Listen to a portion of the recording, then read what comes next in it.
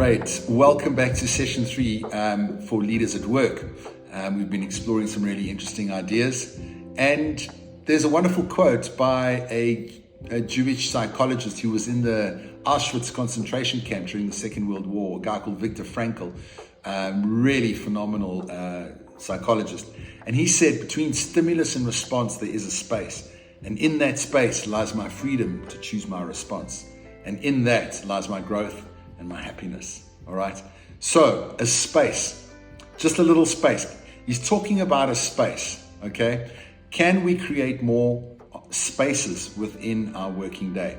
The biggest problem of stress and burnout is that we are always on and that we are multitasking and we're trying to do so many things at the same time. Our to-do list is really, really long. And if you find that you are battling to prioritize what is important, you might be in burnout or approaching burnout. So when we take a step back, when we create some space, okay, we start to see things better. We start to see things clearer.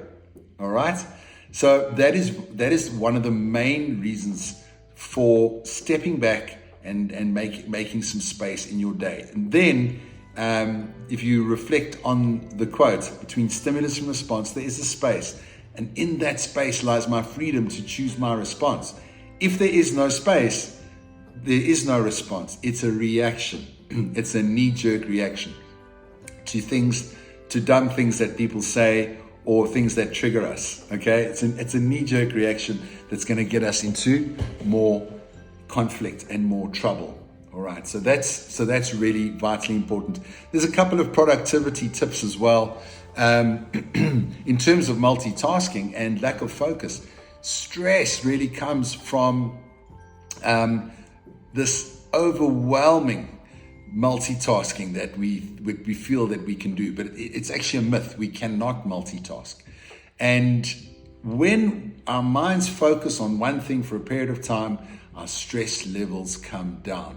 All right, that is true. And as a meditator for 20 years, I know that if I sit in meditation and I'm focusing my mind on one thing, all of my anxiety, all of my overwhelm just starts to come down. All right. So do you know how many times you check your emails every day? Take a guess. According to research, we check our emails 90 times a day. That's way too much. Okay. 90 times a day. Do you know how many times we check our phones, our smartphones? According to research, every 4 minutes we are checking our phone. So if you think about your day, how can we focus on anything if we're constantly checking our phone and checking our emails? Because our focus is being diverted. If you think about how smart Albert Einstein was, and he's writing his theorem on the blackboard, E equals mc squared, but it's one of those long, big blackboards where you start in the left corner and you finish down in the right-hand corner. If Albert was checking his email and phone all the time, I can tell you that theory would not be unpacked. It required a level of focus. And Einstein said, I'm not that smart. I just have the ability to focus more than others. So there is a little bit of insight into intelligence. We can reframe or re-look or reimagine what intelligence actually is. Some think we're born smart. I think it's something we cultivate by being able to keep our mind on one thing for a long period of time or a longer period of time. And when we relax into something, let's say we take a break. Okay, so now we're focusing on one particular thing and then we take a break. All right. And in that break, some of your best ideas begin to happen. Think about it. Where are you when you have some of your best ideas? Where are you? A lot of people tell me they sitting on the loo, or they are in the shower or in the bath. If you think about Archimedes, the great inventor that invented the aqueduct system of Syracuse, he was lying in the bath and he figured out the water displacement issue. And he shouted, "Eureka, Eureka," and he ran through the streets of Syracuse naked. J.K. Rowling of Harry Potter the train stopped and she was just looking out over the landscape. in the UK, and Harry Potter came to her. Even great recording artists like Jay-Z, so many musicians, Ludwig van Beethoven, they all encourage to take a step back, to take a moment to see things objectively. And as we do that, our brains go into the alpha brainwave state, okay? I'm not doing an 80s breakdance, but it kind of looks like this. The beta brainwave state looks very erratic. And we can see brainwave states on an EEG. Those, I don't know if anyone's ever had an EEG, but they put those wires on your head. I've had it done, and they measure your brainwaves, all right?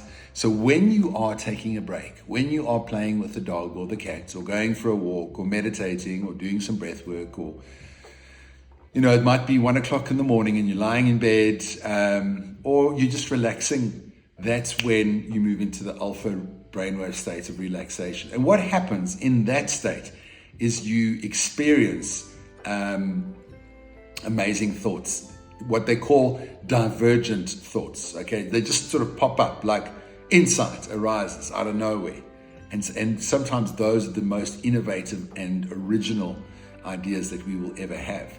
So we can stimulate those alpha brainwave states just by stopping and going for a little walk and smelling the flowers and relaxing our mind. And then all of a sudden we start to have these other really great ideas. Convergent thinking is when we are cognizing, where we are with our team and we're brainstorming and we are working through a systematic approach of problem solving. But divergent is like, boom, have the best ideas, you don't know where they came from, okay? So it's kind of bubbling up from the subconscious, and that is why it's so vital to take these breaks.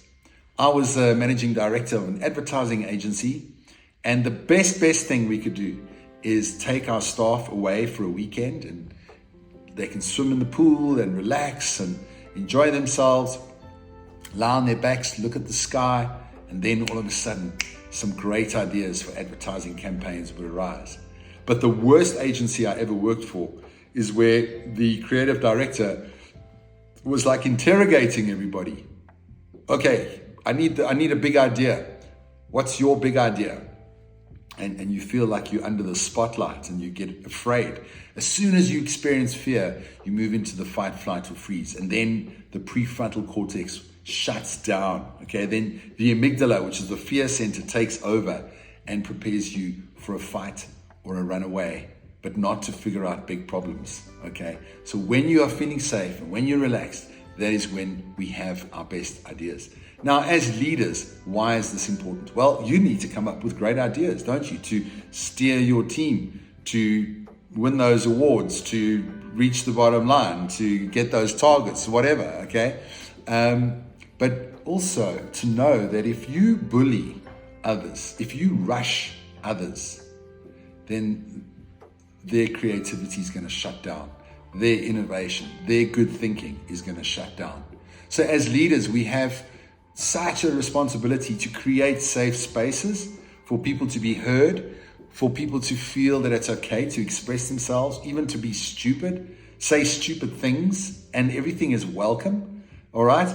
And as a leader, if we bully people or push people or stress people out, I promise you that we are not going to get the best out of them.